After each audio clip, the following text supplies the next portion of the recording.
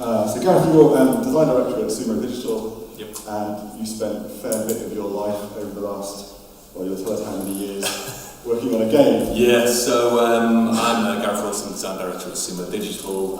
Sumo was founded in Sheffield, it was around 2003, so we're celebrating our 15th year anniversary this year. I joined many years ago when we were a small company with a single office in Sheffield. Since then we've expanded out to multiple offices. I think we're comfortably 500, 600 people across the world. We've got offices in India, which we do a lot of internal outsourcing with, office in Nottingham, Newcastle, Brighton, Leamington, all over the place. So floated on the London Stock Exchange quite recently. And growing very rapidly, so it's a very interesting time to be and acquiring other companies. Indeed, yeah. So a combination of opening new studios across the UK and also acquiring the studios with interesting talents and specific knowledge of particular verticals in the games industry. So yeah, very aggressive expansion at the moment. So it's a very interesting time. Sweet, but you're here to talk about Crackdown. I'm here to talk about Crackdown. I guess if we just play the video, it's probably the best. Watch it and we'll talk about it.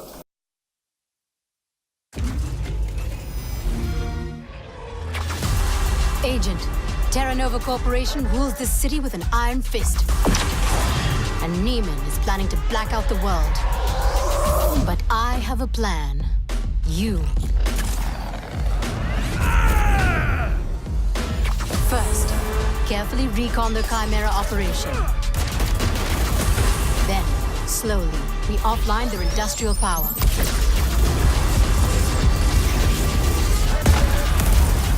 Above all else, we stay off the boss's radar.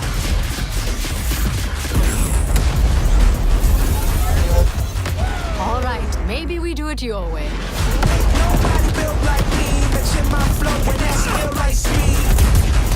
Finesse, I got that with one round with you impress, I'm not that. And you know I got this. Back for another round. Kill back for another round. Back for another round. Not bad, Agent. Ready for another round?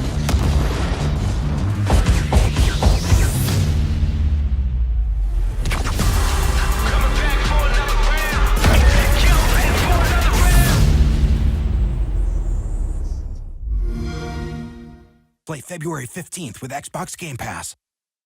So yeah, a big AAA action adventure. Yeah. It's your superpowered agent, overpowered agent, cop basically, who's been sent into a troubled city in the near future, which is being held to ransom by a group of evil corporate bad guy gangsters basically, and you are this agent of justice that goes around and removes them by any means necessary. So it's it's very new face, it's very bombastic, it's a big AAA Hollywood title. I was just listening with interest to everyone else who was saying it was like 3 or 4 month development plans and 8 week meetings and stuff. This game was 5 years in development. Right. So your role in it's been 5 years. Yeah. So from all the way from the start when Microsoft came to us and said they wanted to do, obviously it was in the name. It's a three trilogy. So there were obviously 2 games previously. Yeah. So they came to us and said they wanted to make a 3rd in the trilogy. We did initial concept and pitching around the vision of the game and roadmaps and all that sort of stuff. Then we went into a long period of pre-production when we were working out exactly what the actual pillars of the game were, the vision of the game was, the storyline, narrative, hiring key staff where necessary, casting, getting Hollywood actors involved, writers, all that sort of stuff. Then went into full production, working with Unreal as a development engine.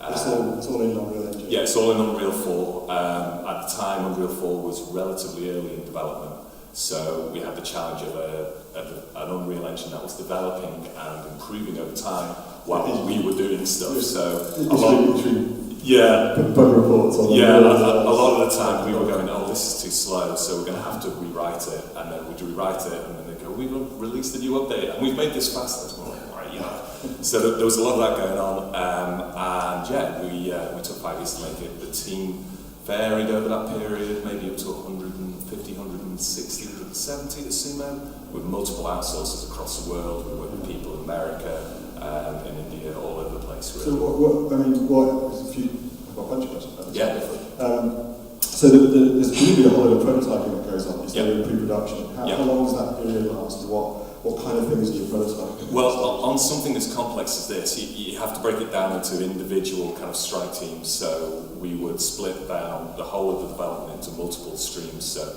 someone would be looking at the tech, a whole team would be looking at that, someone would be looking at AI, we'd have an entire team working on narrative, we'd have another team working on the player character, lighting, so it would be multiple streams handled by multiple producers over multiple sites. So you're prototyping all of the components, really? Yes.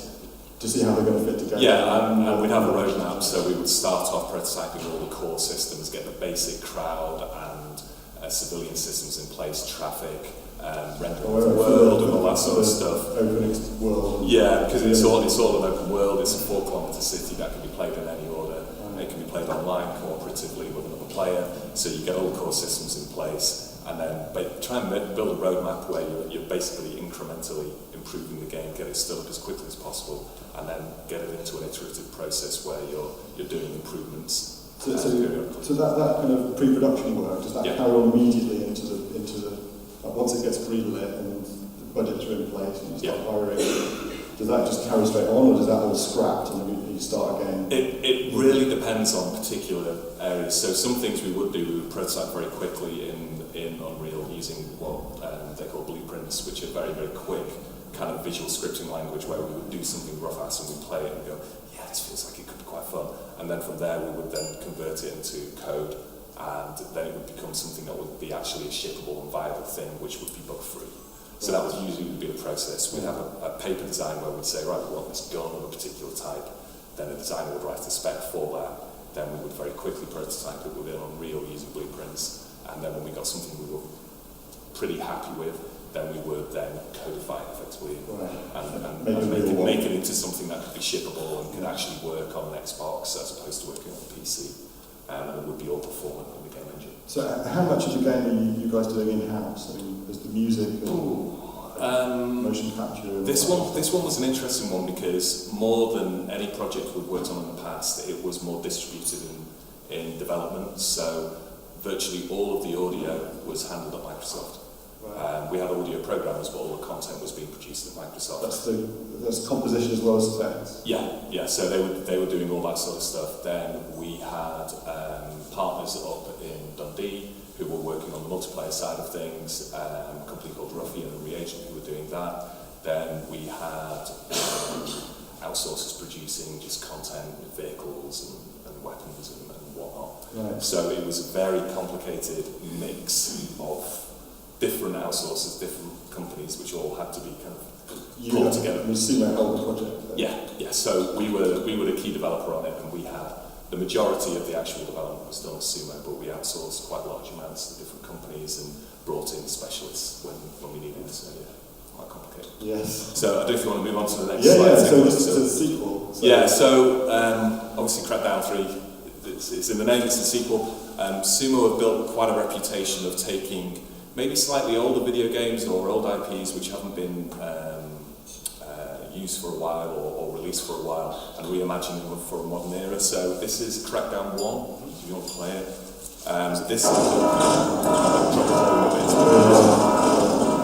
So this game was released in 2007 and this was the original Crackdown, and it was a very impressive thing at the time. Not many games had done this scale of enemies and traffic and a living sort of breathing city.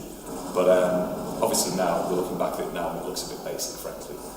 It's very empty, isn't it? Yeah. And when it comes to making any kind of sequel to a video game, you've got this kind of rose-tinted spectacles of people who were maybe a lot younger when they played this, and maybe that was more of a fun time for them when they were teenagers playing this game, and we're now coming back to the game 10, 12, 13 years later, and they have this vision of the game being fantastic, and we then have to deliver on producing something which sticks to the core ethos and the spirit of the original title, but is updated and competitive as a modern game. So if you want to move on to the next one. So this is this is Crackdown 3. This is just some quick footage I captured literally yesterday. But as you can see, the resolution of the explosions, the way the character moves, the IK involved, just the visuals, lighting effects, the scale of the city, clouds, just the whole thing. It's been completely revamped for the modern era. And the amusing thing is that all the reviews said we perfectly captured how the city looked and felt, and how the character moved, and it had a real feel of Crackdown, and it felt like the original game. But actually, when you put them side by side, they are night and day different in size and scale and scope. But it just shows how much the games industry is coming along. That in 10 years we've moved from what you just saw previously to what you're looking at now, which is massive. Yeah, the lighting effects and everything are just on a different level, aren't they? The amount of calculations that you can do and still push out 60 frames a second. And it was a real technical challenge because we were working on the original Xbox and also the Xbox One X and the PC as well, so multiple different types of hardware which all had different capabilities. So getting a living, breathing open city of 4 kilometres square working on an Xbox was really challenging. We had to work very hard on optimizing the game, making sure it was performing, maintaining frame rate and all that. So is that the lowest common denominator on the Xbox? It is now. I mean, at the time, it was a good piece of hardware when it came out, many years ago. But now it's the Xbox One X and it's PC. Microsoft are talking about new consoles. Sony are talking about new consoles. So we had to make sure that the game looked good and was performant on the original Xbox, but then really stretched its legs when it was on more powerful hardware as well. Tell me about the collaboration with Terry Crews there. Right, yeah, so with, you know what, let's play the video. Should we play the video and you'll see it.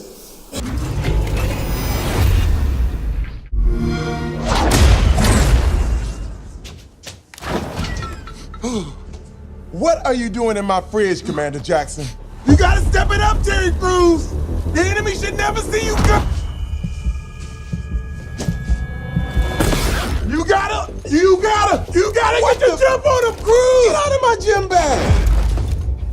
Oh, I see how it is, okay. All right, okay. Cardboard cutout, surprise! Oh! Yeah!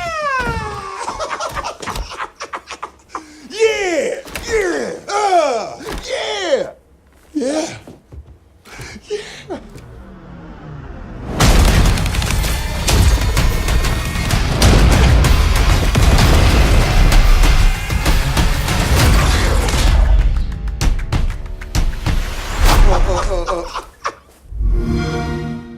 Play February 15th with Xbox Game Pass.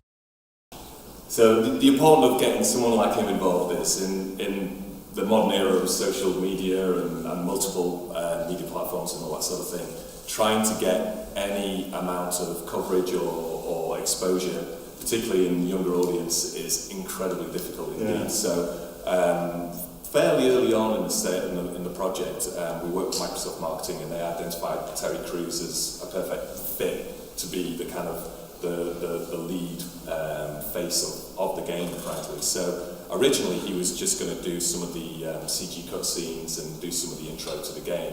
And funnily enough, we actually had him being destroyed near the start of the game because we were going to have him as a cameo.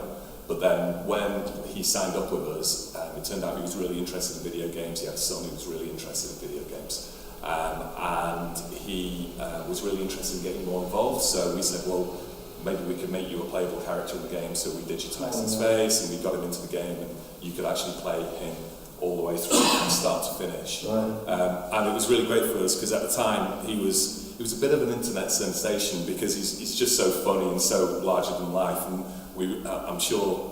probably better known in the States. Yeah, he's better known in the States. At the time, he'd been everyone in the UK knows him for the Old Spice adverts, right? But after that, Brooklyn Nine-Nine. Yeah, and nobody knew about Brooklyn Nine-Nine 5 years ago, but now it's on Netflix, and he's been in The Expendables, and he's recently been in Deadpool as well, and stuff like that. So his career's really taken off while we were in development. So when the game came out this year, it was great because we had a really well-recognised celebrity who was a really good ambassador. Has he been involved in the launch? Yeah, he's been involved. So as you can see, we have all these adverts which are small and very easily shareable on social media and that sort of thing. So we did a big chunk of those for us, and then did media presentations and all that sort of thing.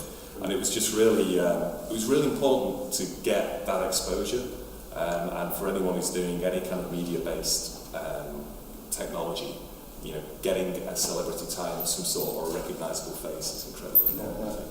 Yeah, that's also, I guess, an example of how the games industry is crossing over into the film industry. Yeah, absolutely. It needs faces. Yeah, it does, and the kind of boundaries between film and video games is becoming smaller and smaller. I think there's that whole Charlie Brooker thing with Bandersnatch on Netflix, where he was doing interactive storytelling, through Netflix's platform as well. So yeah. Interesting to see how that goes. Absolutely. Oh, it's pretty brilliant to hear about. Everyone give